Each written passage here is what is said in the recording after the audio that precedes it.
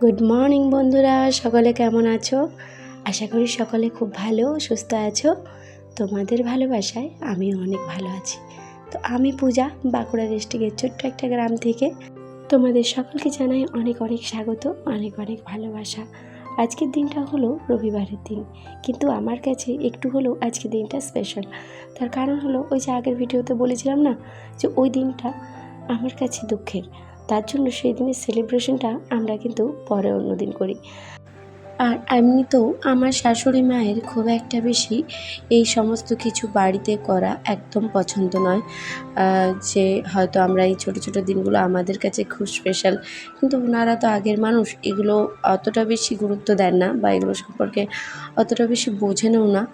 তো আমরা আজকে ভেবে রেখেছি, সারাদিনে তো প্রচুর কাজ থাকে বাড়িতে, তো বিকেলের দিকে বা সন্ধ্যের দিকে একটুকু বেরোবো, নিজেদের মধ্যে একটু আনন্দ ফুর্তি করব। তো যাক, দেখি কতটা কী হয়। চলো, এখন তোমাদেরকে বলি, সকাল সকাল রান্নাটা আগে করে নেব। কারণ হলো কি গিয়ে বরমশাইয়ের রয়েছে কলেজ, তো কলেজে যাবে। ওদিকে চিকু সোনাকে স্কুলে ছেড়ে দিয়ে এসছে, এসে পরে এখন কিন্তু বাড়িতেই বসে আছে, একটু পর স্নান করবে। তো চলো, এখন আমি আগে সবজিগুলো ভালো করে কেটে তারপর কিন্তু রান্নাটা বসিয়ে নিই। কী বলো তো, সকাল সকাল রান্নাবান্নাটা একা শুধুমাত্র একটা মানুষের জন্য না করে আমি কিন্তু সবার জন্য একবারেতেই করে নিই। বারবার ধরে এই গরমে তো রান্না করা সম্ভব নয়। আর কী বলো তো, যদি একবারে সমস্ত কিছু করে নিই, ওই মানুষটাও একটু ভালোভাবে খেয়ে যেতে পারে, তাই না? তো সেই কারণেই আর কি। আর আগের ভিডিওতে যারা আমায় এত সুন্দর সুন্দর কমেন্ট করেছো, এত ভালোবাসা দিয়েছো, তাদের সকলকে অনেক অনেক থ্যাংক ইউ। অনেক অনেক ভালোবাসা আমাকে এভাবে সাপোর্ট করার জন্য, পাশে থাকার জন্য। তোমরা এভাবেই আমার পাশে থেকো, তোমাদের সাপোর্ট ছাড়া এগিয়ে যাওয়া একদম অসম্ভব। তো চলো, এখন চলে এসেছি রান্নাঘরে। এখানে আগের দিন একজন আমাকে বলেছিল, দিদিভাই রাইস কুকারে কীভাবে ভাতটা করো দেখিও। তো অবশ্যই একদিন আমি ডিটেলসে দেখিয়ে দেব। এখানে আমি চিকুর পাপার জন্য শুধুমাত্র এই সময় ভাত করছি, পরে আমাদের জন্য আরেকবার করব। কারণ যেহেতু ঠান্ডা হয়ে গেলে পরে না, ভাতটা একটু শক্ত শক্ত হয়ে যায়, ভালো লাগে না, সেই কারণে। আর এদিকে সবজিটা সেদ্ধ হতে দিয়ে দিয়েছি। আর ওদিকে আমি কিন্তু যেহেতু তোমাদেরকে বলেছিলাম যে রাইস কুকারে যেরকম মাপ সেই অনুযায়ী কিন্তু জল হয়, মানে জল দিতে হয়। একজন আমাকে জিজ্ঞেস করেছে, দিদিভাই তুমি এটাতে কতটা জল দিয়েছো, কী করেছো, বাইরে পড়ে যায় কি না? একদম কিচ্ছু হয় না, খুব ইজি করা। যাক, আমি একটা অন্য ভিডিওতে ফুল প্রসেস দেখিয়ে দেবো কীভাবে রাইস কুকারেতে ভাতটা করলে ঝরঝরে ভাত হয়। তো চলো, এদিকে তো আমি সবজিটা করে নিলাম। আলু আর ভিন্ডি সবজি করেছি, আর তার সাথে করব ঝিঙে আলু দিয়ে একটা পোস্ত। তো ঝটপট করে আগে রান্নাটা করে নিই। ওদিকে চিকুর পাপার আজকে কি হয়েছে, আগের দিন আমাকে অনেকেই জিজ্ঞেস করেছিল যে আমার নাকি অন্নপূর্ণা ভাণ্ডারের টাকা ঢুকেছে কি না, অনেকেই জিজ্ঞেস করেছিল। আবার কেউ কেউ বলা বলি করছিল আমাদের এখানে আমার টাকা নাকি ঢুকে গেছে। তো সে যাই হোক, আমি সকলকে একটা কথাই বলবো, যে এত সহজে ফর্ম ফিল আপ করার সাথে সাথে কারো কিন্তু টাকা ঢুকবে না। সবাইকে একটু ধৈর্য ধরতে হবে, অপেক্ষা করতে হবে অবশ্যই। তো জানি না, ফর্ম ফিল আপ তো করেছি, আর যখন টাকা ঢুকবে অবশ্যই আমি জানাবো। তো যাক, চলো, এখানে আমার ওদিকে পোস্তটা আমি বাটবো, তখন দেখছি যে পোস্ত নেই, পোস্ত শেষ হয়ে গেছে। তো প্যাকেটটার মধ্যে যেটা ছিল ওটা ঢেলে নিলাম। আর হাট মশলার জিনিস সমস্ত কিছু আজ বিকেলেতে আসবে, সেই সমস্তর সাথে পোস্তটাও আমি লিখে দিয়েছি। আর তোমাদেরকে কালকের ভিডিওটা খুব সুন্দর একটা ভিডিও আসছে, আমি আগের থেকেই বলে রাখছি। অবশ্যই কিন্তু তোমরা দেখবে, যারা যারা আমাকে রিকোয়েস্ট করেছিল তাদের জন্যই আমার ভিডিওটা করা, যে আমি মান্থলি বাজার কিভাবে করি কি না করি সমস্তটাই। তো চলো, এদিকে আমি এসেছিলাম রান্না করতে করতে একটু ছাদে। কি হয়েছে, যে মুগের ডালগুলো বা যে আমি বিড়ির বা অন্য ডাল যে রয়েছে, কিছু কিছু ডালে দেখলাম হালকা হালকা ছোটো ছোটো কালো একটা কি দুটো করে পোকা দেখা যাচ্ছিলো। তো সেইগুলোই রোদে দিতে এসেছি। কী বলো তো, এই একটু আধটু দেখতে দেখতেই যদি আমরা এটা রোদে দিয়ে নিই, কয়েকটা দিন যদি ভালোভাবে রোদে দেওয়া দিই করি, আর কিন্তু কোনো কিছুতেই নষ্ট হয় না। আর আমাদের যেহেতু হাটটা তো একবারই আসে মান্থলি, তো আমাদের একটু খরচটাও বেশি হয়, তো পরিমাণে জিনিস বেশি আসে, তো সেই কারণে রোদে দিতে হয় মাঝে মধ্যে। যেমন ধরো মুগ ডাল, এই যে মুগের ডালটা দিচ্ছি রোদ্রে। মুগের ডাল কী বলো তো, একবারে আমাদের 2 কিলো মুগের ডাল আসে। কারণ আমি উপোস তুপোস বিভিন্ন কিছু করি, তখন হয়তো নিরামিষ খাবার খাই, তো সেই কারণে মুগের ডালটা তখন করতে হয়। এছাড়া মঙ্গলবার, শনিবার, বৃহস্পতিবার এইগুলোতে তো একদম মুসুরের ডাল করি না, তো সেই কারণে।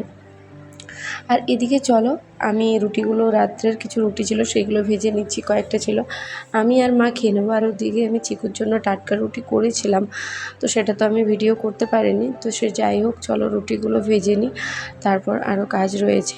আর আজকে কি বলো তো, আজকে আমি খুব একটা বেশি ঘর দোয়ার পরিষ্কার করা বা ক্লিনিং কোনো কিছু ভিডিও সেরকমভাবে অ্যাড করিনি। তার কারণটা হলো, ভিডিওটা আমি করেছিলাম বাট বাধ্য হয়েছি কেটে বাদ দিতে, কারণ ভিডিওটা অনেকটা লং হয়ে গিয়েছিলো, 20 মিনিট পেরিয়ে যাচ্ছিলো। আর মানুষের এতটা বেশি এখন পেশেন্স থাকে না যে লং ভিডিও দেখবে, কেউ দেখতে পছন্দ করে না। তো সে যাই হোক, চলো, সেই কারণে ভিডিওটা আমি ছোট করে দিয়েছি। আর আগের দিন আমাকে একটা দিদিভাই জিজ্ঞেস করেছিলে যে আমি গোলাপ ডালের ওই জলেতে যেটা ফোড় করতে দিয়েছে ওটার মধ্যে কি দিয়েছি। তো তুমি যদি ভিডিওটা আমার দেখছো, তো অবশ্যই তোমার জন্যই বিশেষ করে আমার বলা যে ওটাতে এমন আমি কিছু দিইনি। ওটাতে আমি চাপাতির জল ফুটিয়ে ঠান্ডা করেছি, মানে যেটাতে আমরা চিনি দেবো না, শুধুমাত্র ওটা গাছের জন্যই করেছিলাম। চাপাতির জলটাকে ফুটিয়ে ঠান্ডা করে ওটাকে ছেঁকে নিয়ে সেই জল তার সাথে নর্মাল জল হাফ হাফ করে অ্যাড করে তার মধ্যে কিন্তু আমি গোলাপের ডালগুলোকে ভিজিয়ে দিয়েছিলাম।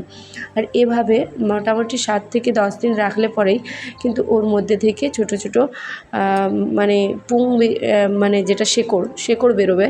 তো তারপরেই কিন্তু আমরা মাটিতে অনায়াসে লাগাতে পারবো, আর যে গাছটা সহজে গ্রো করবে।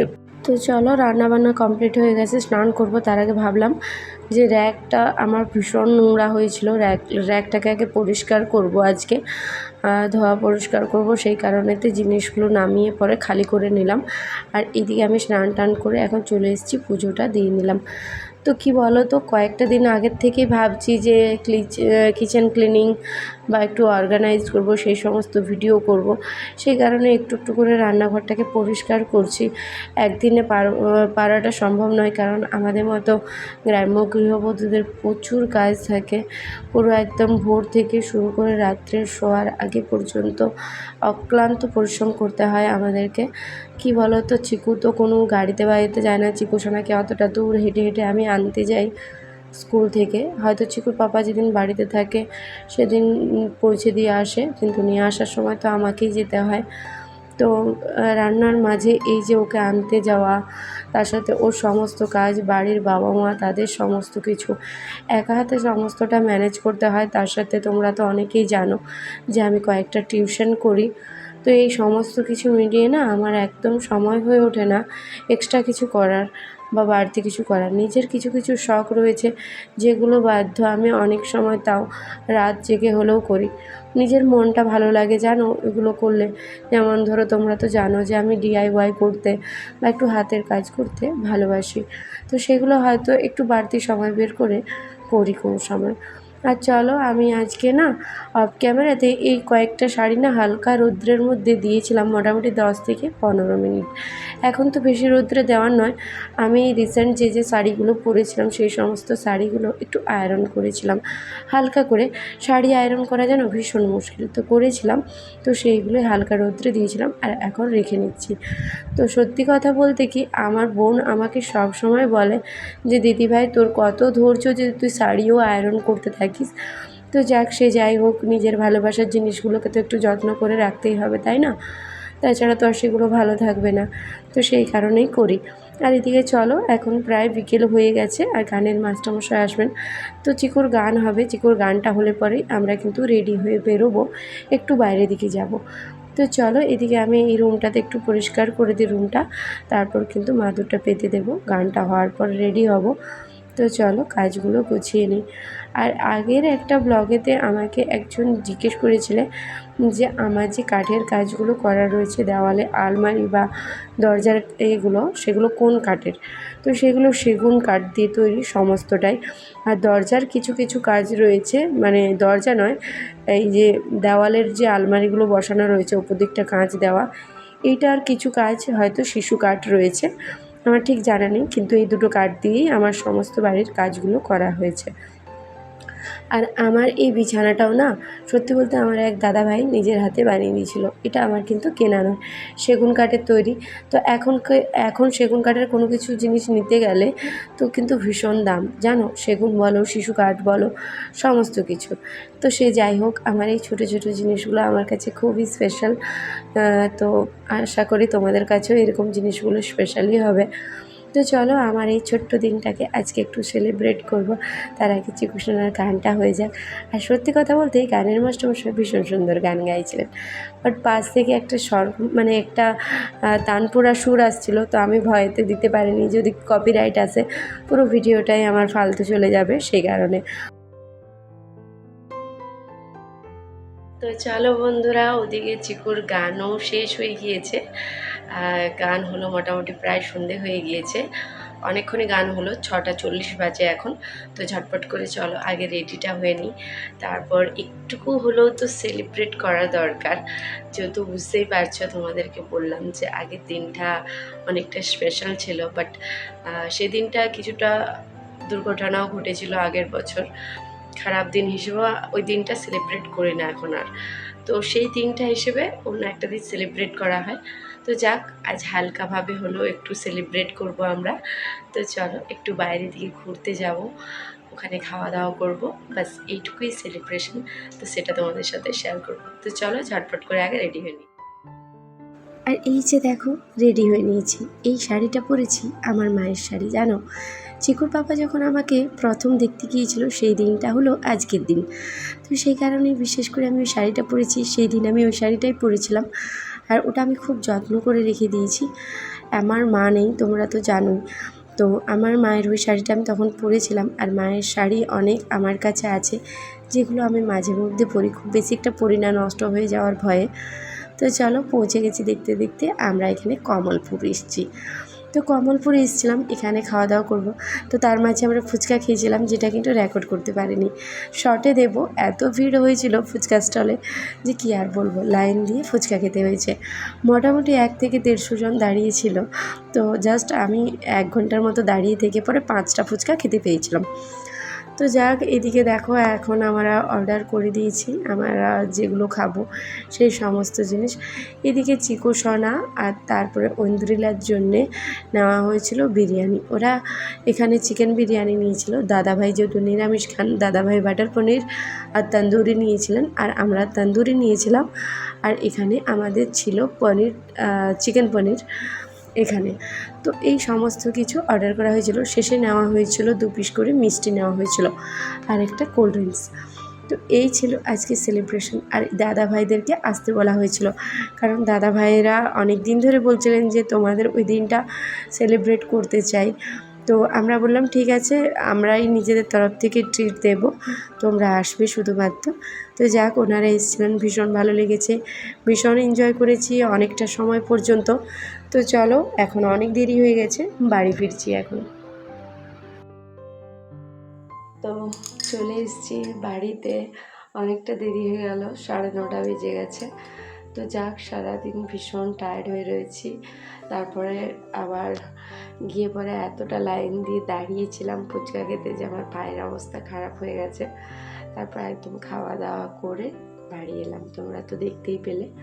তো যাক, অনেকটা রাত হলো, আর আজকে অন্য কিছু আর ভিডিও করছি না। আজকের ভিডিওটা এখানে শেষ করছি, আর আশা করি তোমাদের ভালো লেগেছে আমার আজকের দিনের ব্লগটা। তো আমি আগের থেকেই ভেবে রেখেছিলাম যে যেরকমভাবে আমাদের এই ছোট্ট দিনটাকে সেলিব্রেট করি সেটাই তোমাদের সাথে শেয়ার করব। তো যাক, যেমন করেই হোক করেছি। অবশ্যই জানিও কমেন্ট করে যে কেমন লেগেছে। ভালো লেগেছে যদি থাকে অবশ্যই একটু শেয়ার করে দিও, ভিডিওটাতে লাইক করে দিও। চলো, দেখা হচ্ছে পরের আরও একটা ব্লগে। ততক্ষণের জন্য টাটা।